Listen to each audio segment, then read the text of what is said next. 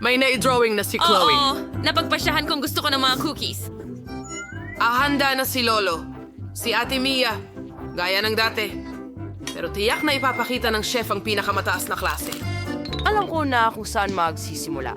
Una, kailangan mong igulong ang masarap na manipis na masa na ito. Perpektong hugis at kapal. Ngayon ay kailangan nalang gupitin ang mga kinakailangang hugis. Magkakaroon ako ng hugis cookie tulad ng nais ni Little Chloe. Tapos na. Maaaring itiklop muli ang mga hulma at ngayon dahan-dahan, maingat na ilagay ang mga tabla sa baking sheet. Ngayon, maaari ko na itong dalhin sa oven para maghurno. Suriin ng maigi ang temperatura ng oven at tapos na ang mga cookies. Ngayon ay handa na sila. Masarap na cookies para sa iyong atensyon. At ano ang nagawa mo? Hinati ko ang masa sa pantay na bahagi. Gusto kong gumawa ng cookies na may Skittles. Oh, salamat, Lolo. Inilalagay namin ang mga candy sa masa. Oh, napakaganda na ng kulay ngayon. Astig. Ngayon ay maaari ko nang ihalo ang lahat ng masa at igulong ito. Ganyan lang. Oh, mahirap ito. Pero ngayon kailangan ko ng bilog na hugis. Oh, hindi. Oh, naipit ako. Salamat. Oo. Alisin natin ang lahat ng di kailangang kwarta at magdagdag pa ng ilang mga candy. Ilabas iyon at lutuin sa oven. Nako, sana maayos ito. Sinisimulan ko ng buuin ang bahay kong gingerbread, kaunting detalye dito at doon. Ang cream ay hindi kailanman magiging labis. Alam kong kulang ang marshmallows dito, pero magiging perpektong tugma ito para sa dekorasyon. Oh, tingnan mo yan. Perpekto. Ngayon ay iwiwisik natin ang lahat ng powdered sugar para magmukhang niyebe at ilagay ang gingerbread na tao. Perpekto. Oh, nakaisip din ako ng isang bagay. Kamakailan lang gumuhit ako ng mga bagong diagram ng spaceship, pero wala akong oras para gumawa ng layout. Sa tingin ko, ito ay isang magandang pagkakataon. Okay. Ngayon, dapat maging perpekto ang lahat ayon sa pagkalkula. Sige, mahusay. Ngayon, mag-bake na tayo. Kung hindi ko lang kinain ang material para sa layout. Ngayon, i-assemble natin ang isang space rocket at magdagdag ng ilang detalye. Mahusay. Ibuhos ang lahat ng tsokolating syrup sa ibabaw. Oo, mukhang kahanga-hanga. At ngayon, isang sandali ng pandaigdigang seguridad. O sige, handa na? Huwag mag-alala. Malamang hindi ka maapektuhan ito sa anumang paraan. Pero magtatrabaho ako sa partikular na nakakalaso ng mga candy ngayon, kaya kailangan mong maging sobrang maingat. Oh, ang paborito kong mga nakalalasong asim na candy. Kulang pa ako ng mga ito. Gustong-gusto ko ito. Lahat ay maasim. Sana magustuhan din ito ng apo kong si Chloe. Handa na ang aking maasim na tsokolating rocket. Oh, wow! Ang astig! Gusto kong subukan ng lahat. Pero magsisimula ako sa astig na rocket na ito. Tingnan mo kung gaano ito nakakatawa. Oh, marmalade at tsokolate. Maasim na candy. Sige, magpatuloy tayo. Ano ito? Sis...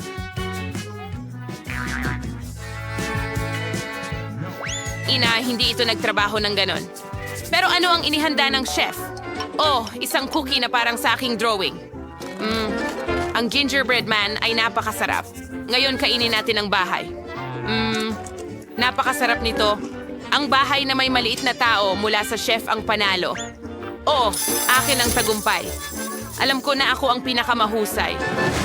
Mga guys, pinapakita ng bata ang drawing. Hagis ng drum. Gusto ko ng pasya. Ay sabik nang magsimula. Kinuha ni Lolo ang mga gamit at handa na si ate. Sige, simulan na. Kailangan ilagay ang pasta sa isang tasa. Buhos ang tubig at magdagdag ng kaunting pulbos ng keso. Oh, wow. Oo, kaunti lang. Pero magdadagdag pa tayo. Kahit ang lahat ay posible gamit ang keso na ito, napakasarap.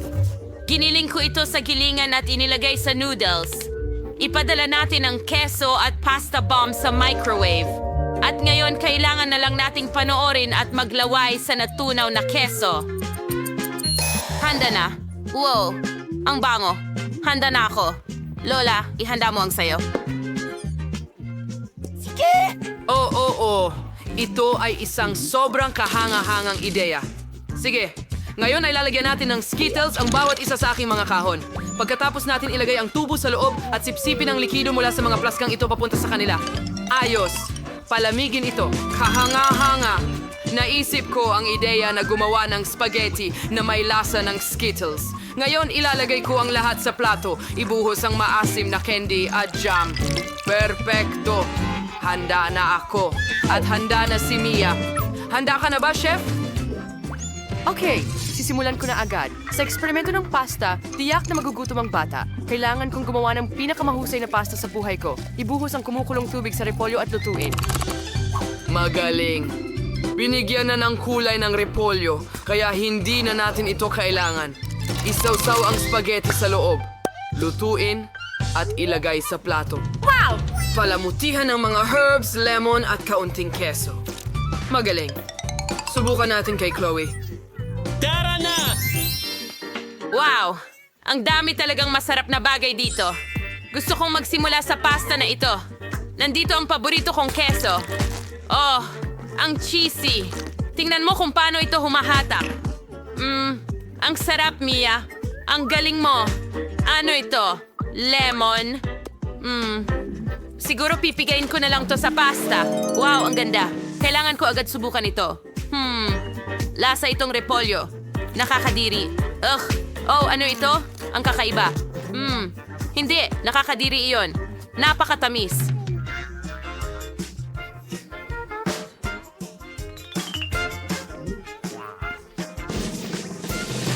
Mia, nanalo ka. Binabati kita sa iyong unang tagumpay. Tayo'y magpatuloy. Lola, mag-ingat ka. May naisip si Chloe. Oh, gusto ko ng cocktail. Alam ko na kung paano kita masusurpresa. At ako rin. Ako lang ang nagugulat dito. Hindi ko alam kung paano gawin ang mga cocktail na ito, pero sigurado akong may alam ako sa kimika. Kaya ngayon, gagawa tayo ng cocktail mula sa apo ko.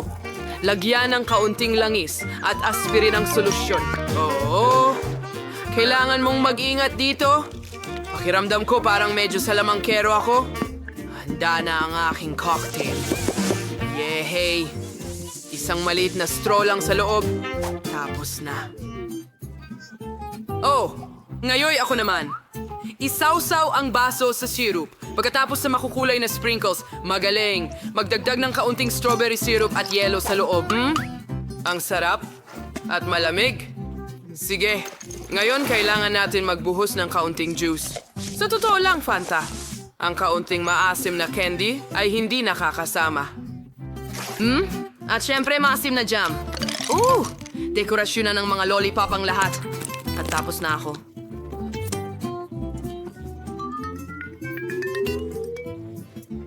Wow. Ang galing. Salamat, Lolo. Ngayon, ipapakita ko sa'yo ang hot cuisine. Kailangan ko ng katas ng remolatsa. Ibuhos natin ito sa bilog na hugis at ilagay sa freezer. Oh, ang kulay ay perfect. Hayaan natin itong magyelo sandali. Dito lang tayo mauupo at maghintay. Handa na ito. Kukuhanin ko na. Susunod, kakailanganin ko ng isang tangkay ng mabangong rosemary. Pero para magbigay ito sa atin ng bango, kailangan nating magdagdag ng kaunting kisla. Magdagdag ng mangkok ng beet at ibuhos ang soda at ilagay ang palamuti ng mga beet sa isang skewer. Oh, mukhang napaka-fantastic. Tapos na, handa na ako.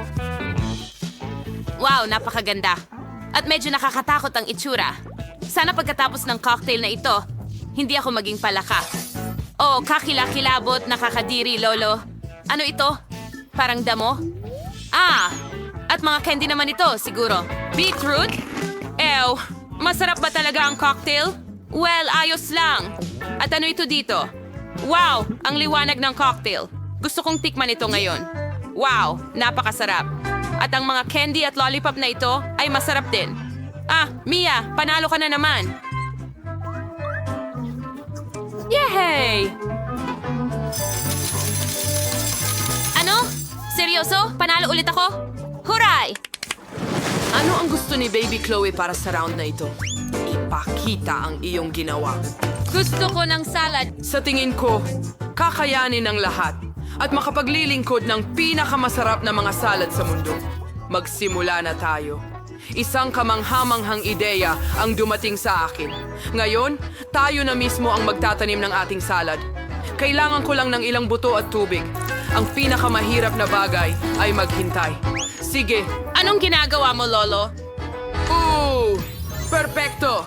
Mahusay akong hardinero, hindi ba? Sige, ngayon puputol ako ng sariwang litsugas.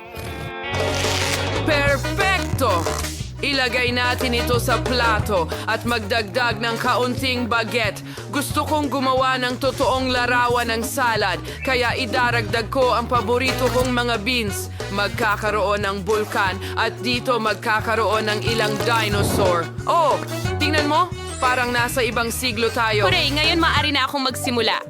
Ngayon maghihiwa tayo ng masarap na gulay para sa salad at hindi natin kakalimutan ang mga karot. Pero hindi mo akalain na gagawa ako ng sobrang sarap na vegetable salad, di ba? Gusto ko rin gumawa ng obra maestra tulad ng ginagawa ng chef. Gusto kong gumawa ng salad para sa aso. Tingnan mo kung gaano ka-cute. Hindi ko na may pinakamahusay dito. Hiwain ng avocado, babayuhin natin ang butas sa loob gamit ang kutsara at hiwain ito ng piraso. Sunod, ilalagay natin ang pipino sa ilalim ng kutsilyo. Tutuparin ito ang tunay na tungkulin bilang pipino at ito ay kakainin. Kaya ilayan natin kay sa platos at matagdag ng kaunting berdeng sarsa. Kaunting suka at gulay ay hindi makakasakit. Ito ay magiging maganda. Oo, subukan natin. Ang ganda ng itsura ng lahat. Dinosaur ba yan? Ay, ang cute. Hindi ko ito makain, pero pwede ito. Hindi nakaka-impress. Ano ito? Wow, gusto ko itong mga hikaw. Ang cute. Lasang gulay, pero mukhang napakaganda. At dito, lahat ay sobrang berde. Subukan nga natin. Avocado na may kaunting berdeng sarsa. Hindi masarap. Nakakadiri. Panalo ang kapatid ko. Huray! Yay! Pangatlong beses. Oh, Mommy, bilan mo ako ng chocolate bar. Sino ang maingay dyan? Alados pa lang ng hapon. Sandali, ngayong petsa 31 na ba ng Oktubre? Ibig sabihin nito ay Halloween na at mga kalokohan sa aking kapatid na babae. At ang unang kalokohan ay ang pagkuha ng bola sa puting sapin. Huwag nating kalimutan ang nakakatakot na mukha. Kamusta ka? Natakot ka ba?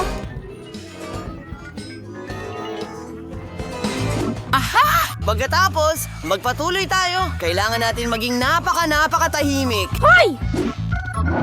Boo! At narito ang aking kapatid na natutulog. Maaari tayong maghang ng multo sa itaas ng kanyang ulo para matakot siya ng husto. Pagkatapos ng multo, mapapansin niya ang kanyang mga kamay at mayroong nakakatakot na mga guwantes ng horror. Gusto niyang bumangon at labanan ako pero hindi siya gaanong makakalayo kung may mga bilog na candy sa ilalim ng kanyang mga paa.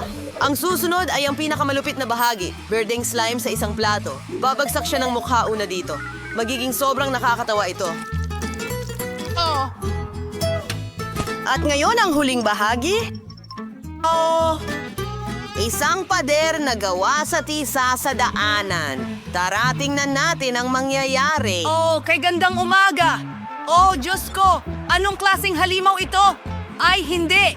Lahat ng mga guwantes! Sige, kahit ano. Nahuhulog na ako. Si Ben nga ito.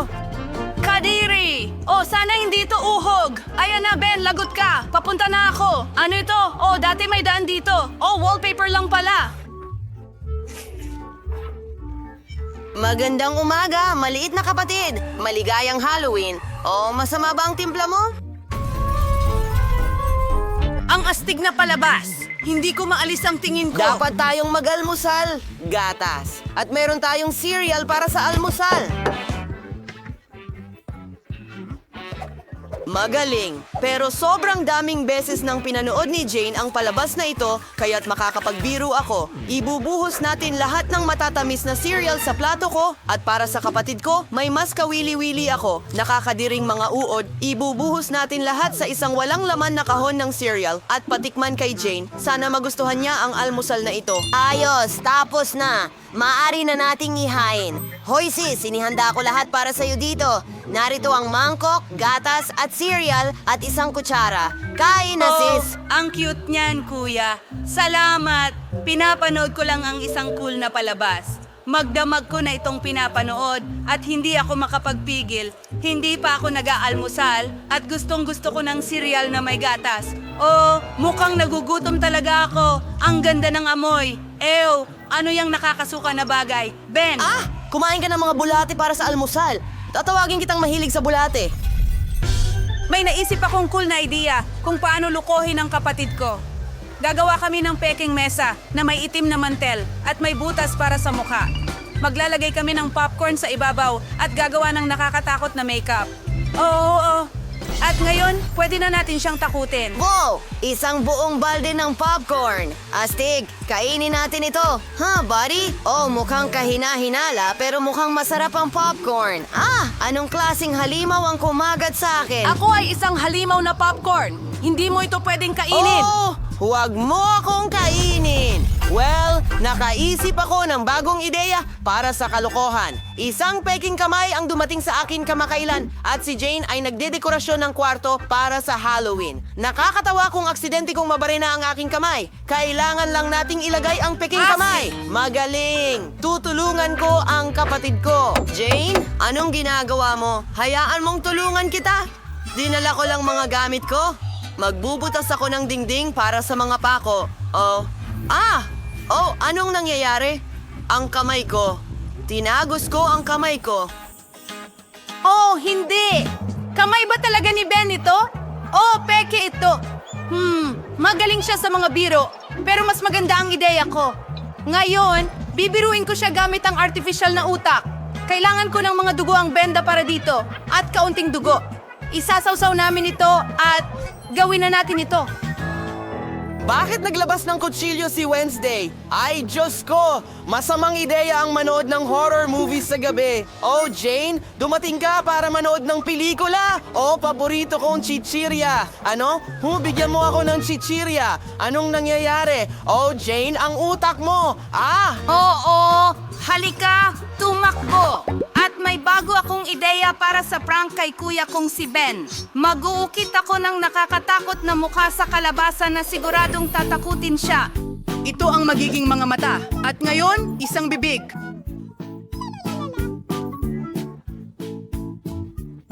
Mahusay! Kailangan nating maglagay ng kandila sa loob at tapos na. Kailangan ilagay ang ating halimaw na kalabasa sa ilalim ng kama ni Ben. Mula sa dilim, mas nakakatakot ang kanyang mukha. Pero hindi iyon sapat.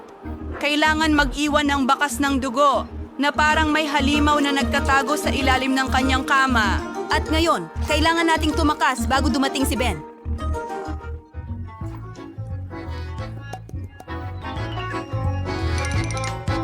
Ang paborito kong kanta ay tumutugtog. Ito ang paborito kong sandali. Ano ang mga yapak na ito? Bakit patungo ito sa ilalim ng kama ko? Natatakot ako. Anong nasa ilalim doon? Isa akong halimaw.